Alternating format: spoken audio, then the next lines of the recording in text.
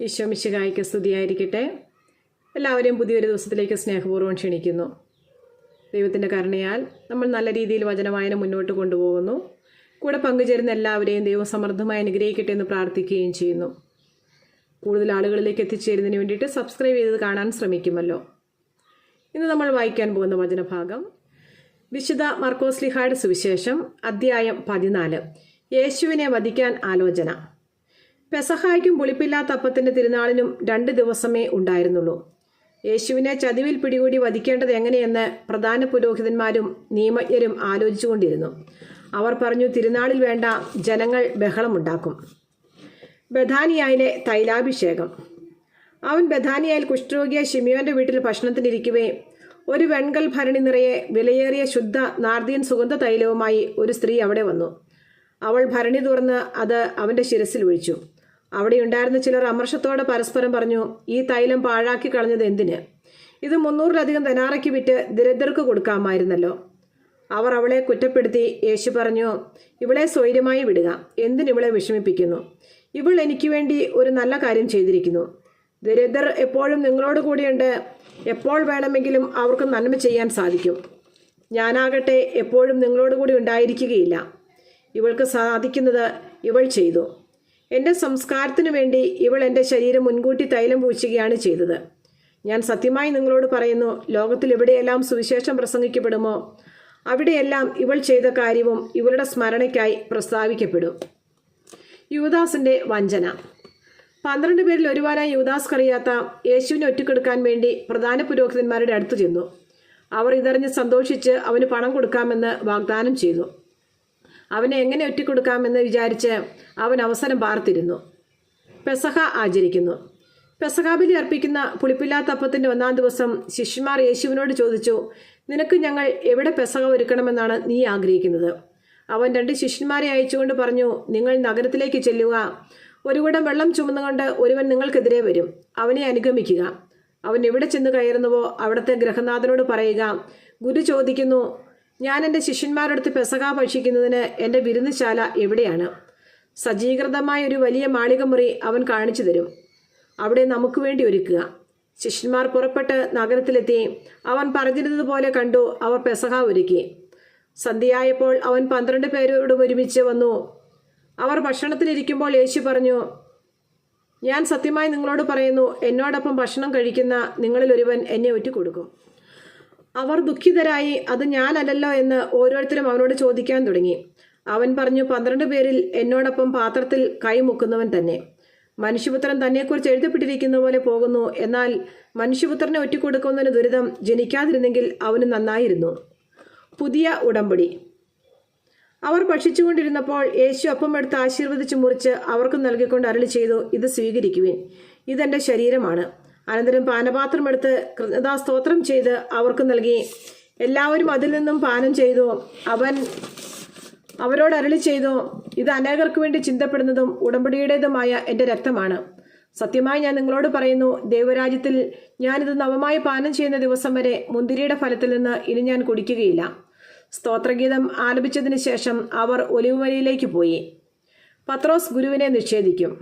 യേശു അവരോട് പറഞ്ഞു, നിങ്ങൾക്കെല്ലാവർക്കും ഇടർച്ചയുണ്ടാകും. ഞാൻ ഇടയനെ അടിക്കും, ആടുകൾ ചിതറിപ്പോകുമെന്ന് എഴുതപ്പെട്ടിരിക്കുന്നു. ഞാൻ ഉയർപ്പിക്കപ്പെട്ടതിന് ശേഷം നിങ്ങൾക്ക് മുമ്പേ ഗലീലയിലേക്ക് പോകും. പത്രോസ് പറഞ്ഞു, എല്ലാവരും ഇടറിയാലും ഞാൻ ഇടറുകയില്ല. യേശു അവനോട് പറഞ്ഞു, സത്യമായി ഞാൻ നിന്നോട് പറയുന്നു, ഇന്ന് ഈ രാത്രിയിൽ തന്നെ കോഴി 2 പ്രാവശ്യം കൂകുന്നതിന് മുമ്പ് നീ എന്നെ 3 പ്രാവശ്യം നിഷേധിച്ചു പറയും. അവൻ തറപ്പിച്ചു പറഞ്ഞു, നിന്നോടുകൂടെ മരിക്കേണ്ടി വന്നാലും ഞാൻ നിന്നെ നിഷേധിക്കുകയില്ല. അങ്ങനെ തന്നെ എല്ലാവരും പറഞ്ഞു. ഗത്സമനിയിൽ പ്രാർത്ഥിക്കുന്നു. അവർ ഗത്സമനി എന്ന് വിളിക്കപ്പെടുന്ന സ്ഥലത്തെത്തി. അവൻ ശിഷ്യന്മാരോട് പറഞ്ഞു, ഞാൻ പ്രാർത്ഥിക്കുമ്പോൾ നിങ്ങൾ ഇവിടെ ഇരിക്കുവിൻ. അവൻ പത്രോസിനെയും യാക്കോബിനെയും യോഹന്നാനെയും കൂടെ കൊണ്ടുപോയി പര്യാകുലനാകാനും അസ്വസ്ഥനാകാനും തുടങ്ങി. അവൻ അവരോട് പറഞ്ഞു, എൻ്റെ ആത്മാവ് മരണത്തോളം ദുഃഖിതമായിരിക്കുന്നു. നിങ്ങളിവിടെ ഉണർന്നിരിക്കുവിൻ. അവൻ അല്പദൂരം മുന്നോട്ട് ചെന്ന് നിലത്തു വീണ് സാധ്യമെങ്കിൽ ആ മണിക്കൂർ തന്നെ കടന്നു പോകട്ടെ എന്ന് പ്രാർത്ഥിച്ചു. അവൻ പറഞ്ഞു, ആബാ പിതാവേ, എല്ലാം അങ്ങേക്ക് സാധ്യമാണ്. ഈ പാനപാത്രം എന്നിൽ നിന്ന് മാറ്റിത്തരണമേ. എന്നാൽ എൻ്റെ ഹിതമല്ല, അങ്ങയുടെ ഹിതം മാത്രം. അനന്തരം അവൻ വന്ന് അവർ ഉറങ്ങുന്നത് കണ്ട് പത്രോസിനോട് ചോദിച്ചു, ശിമയോനെ, നീ ഉറങ്ങുന്നുവോ? 1 മണിക്കൂർ ഉണർന്നിരിക്കാൻ നിനക്ക് കഴിഞ്ഞില്ലേ? പ്രലോഭനത്തിൽ അകപ്പെടാതിരിക്കാൻ ഉണർന്നിരുന്ന് പ്രാർത്ഥിക്കുവിൻ. ആത്മാവ് സന്നദ്ധമെങ്കിലും ശരീരം ബലഹീനമാണ്. അവൻ വീണ്ടും പോയി അതേ വചനം പറഞ്ഞ് പ്രാർത്ഥിച്ചു. തിരിച്ചു വന്നപ്പോൾ അവർ ഉറങ്ങുന്നതാണ് കണ്ടത്. അവരുടെ കണ്ണുകൾ നിദ്രാഭാരമുള്ളവയായിരുന്നു. അവനോട് എന്തു മറുപടി പറയണമെന്ന് അവർക്ക് അറിഞ്ഞുകൂടായിരുന്നു. അവൻ മൂന്നാമതും വന്ന് അവരോട് പറഞ്ഞു, ഇനിയും നിങ്ങൾ ഉറങ്ങി വിശ്രമിക്കുന്നുവോ? മതി, സമയമായിരിക്കുന്നു. ഇതാ മനുഷ്യപുത്രൻ പാപികളുടെ കൈകളിൽ ഏൽപ്പിക്കപ്പെടുന്നു. എഴുന്നേൽക്കുവിൻ, നമുക്ക് പോകാം. ഇതാ എന്നെ ഒറ്റിക്കൊടുക്കുന്നവൻ അടുത്തെത്തിയിരിക്കുന്നു. യൂദാസ് ഒറ്റിക്കൊടുക്കുന്നു. അവൻ സംസാരിച്ചു കൊണ്ടിരിക്കുമ്പോൾ 12 പേരിൽ ഒരുവനായ യൂദാസ് അവിടെ എത്തി. അവനോടുകൂടെ പ്രധാന പുരോഹിതന്മാരുടെയും നിയമജ്ഞരുടെയും ജനപ്രമാണികളുടെയും അടുത്തുനിന്ന് വാളും വടിയുമായി ഒരു ജനക്കൂട്ടവും വന്നിരുന്നു. ഒറ്റുകാരൻ അവർക്കൊരടയാളം നൽകിയിരുന്നു. ഞാൻ ആരെ ചുംബിക്കുന്നുവോ അവൻ തന്നെ. അവനെ പിടിച്ച് സുരക്ഷിതമായി കൊണ്ടുപോയി കൊള്ളുക. അവൻ യേശുവിനെ സമീപിച്ച് ഗുരോ എന്ന് വിളിച്ചുകൊണ്ട് അവനെ ഗാഢമായി ചുംബിച്ചു. അപ്പോൾ അവർ അവനെ പിടിച്ചു ബന്ധിച്ചു. സമീപത്ത് നിന്നിരുന്ന ഒരുവൻ വാൾ ഊരി പ്രധാന പുരോഹിതന്റെ സേവകനെ വെട്ടി അവന്റെ ചെവി ഛേദിച്ചു കളഞ്ഞു.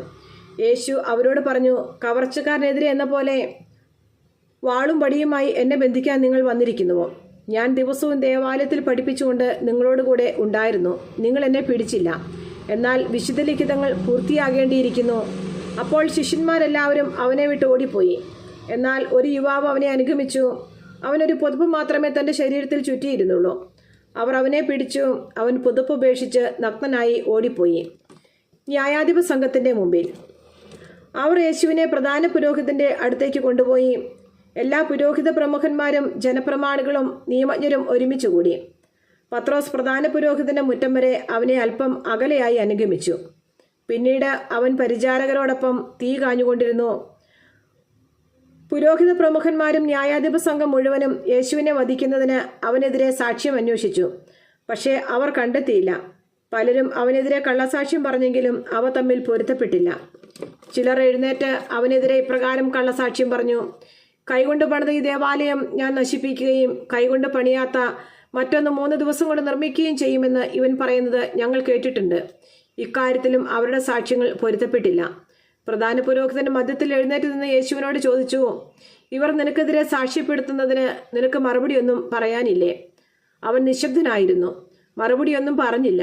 പ്രധാന പുരോഹിതൻ വീണ്ടും ചോദിച്ചു, നീയാണോ വാഴ്ത്തപ്പെട്ടവന്റെ പുത്രനായ ക്രിസ്തു? യേശു പറഞ്ഞു, ഞാൻ തന്നെ. മനുഷ്യപുത്രൻ ശക്തിയുടെ വലതുഭാഗത്ത് ഉപവിഷ്ടനായിരിക്കുന്നതും വാനമേഘങ്ങളിൽ വരുന്നതും നിങ്ങൾ കാണും. അപ്പോൾ പ്രധാന പുരോഹിതൻ വസ്ത്രം വലിച്ചു കീറിക്കൊണ്ട് പറഞ്ഞു, ഇനി സാക്ഷികളെ കൊണ്ട് നമുക്ക് എന്താവശ്യം? ദൈവദൂഷണം നിങ്ങൾ കേട്ടുവല്ലോ. നിങ്ങൾക്ക് എന്ത് തോന്നുന്നു?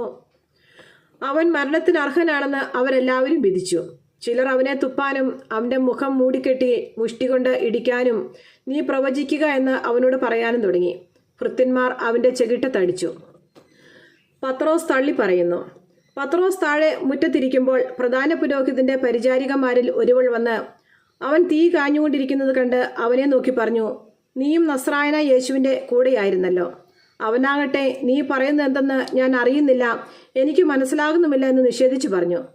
പിന്നെ അവൻ പുറത്ത് പടിവാതിൽക്കലേക്ക് പോയി. ആ പരിചാരിക അവനെ പിന്നെയും കണ്ടപ്പോൾ അടുത്തു നിന്നവരോട് പറഞ്ഞു, ഇവൻ അവരിൽ ഒരുവനാണ്. അവൻ വീണ്ടും അത് നിഷേധിച്ചു. അല്പം കഴിഞ്ഞപ്പോൾ അടുത്തു നിന്നിരുന്നവർ പത്രോസിനോട് പറഞ്ഞു, നിശ്ചയമായും നീ അവരിൽ ഒരുവനാണ്. നീയും ഗലീലക്കാരനാണല്ലോ. നിങ്ങൾ പറയുന്ന ആ മനുഷ്യനെ ഞാൻ അറിയുന്നില്ല എന്ന് പറഞ്ഞ് അവൻ ശപിക്കാനും ആണയിടാനും തുടങ്ങി. ഉടൻ തന്നെ കോഴി 2 പ്രാവശ്യം കൂവി. കോഴി 2 പ്രാവശ്യം കൂവുന്നതിന് മുമ്പ് നീ 3 പ്രാവശ്യം എന്നെ നിഷേധിക്കുമെന്ന് യേശു പറഞ്ഞ വാക്ക് അപ്പോൾ പത്രോസ് ഓർമ്മിച്ചു. അവൻ ഉള്ളുരുകി കരഞ്ഞു. നമ്മുടെ കർത്താവായ യേശു മിശിഹായ്ക്ക് സ്തുതി. സങ്കീർത്തന പുസ്തകത്തിനുള്ള വായന, അധ്യായം 42. ദൈവത്തിനു വേണ്ടി ദാഹിക്കുന്നു. നീർച്ചാൽ തേടുന്ന മാൻപേടയെ പോലെ ദൈവമേ, എൻ്റെ ഹൃദയം അങ്ങയെ തേടുന്നു. എൻ്റെ ഹൃദയം ദൈവത്തിനായി ദാഹിക്കുന്നു, ജീവിക്കുന്ന ദൈവത്തിനു വേണ്ടി തന്നെ. എപ്പോഴാണ് എനിക്ക് ദൈവസന്നിധിയിലെത്തി അവിടുത്തെ കാണാൻ കഴിയുക? രാപകൽ കണ്ണീർ എൻ്റെ ഭക്ഷണമായി.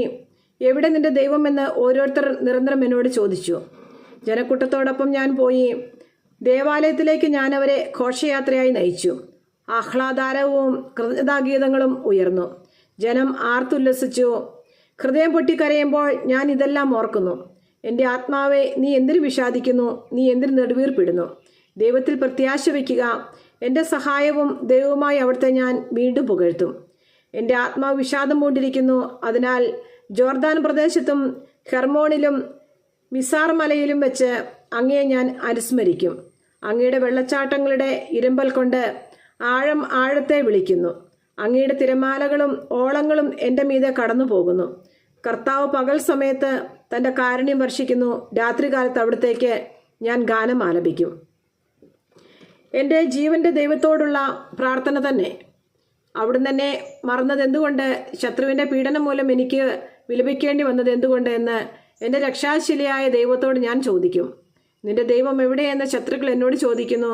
മാരകമായ മുറിവ് പോലെ ആ നിന്ദനം ഞാൻ ഏൽക്കുന്നു. എൻ്റെ ആത്മാവെ, നീ എന്തിനു വിഷാദിക്കുന്നു? നീ എന്തിനു നെടുവീർപ്പിടുന്നു? ദൈവത്തിൽ പ്രത്യാശ വയ്ക്കുക. എൻ്റെ സഹായവും ദൈവവുമായി അവിടുത്തെ ഞാൻ വീണ്ടും പുകഴ്ത്തും. ദൈവമേ, സ്തുതിക്ക് യോഗ്യമാകുന്നു.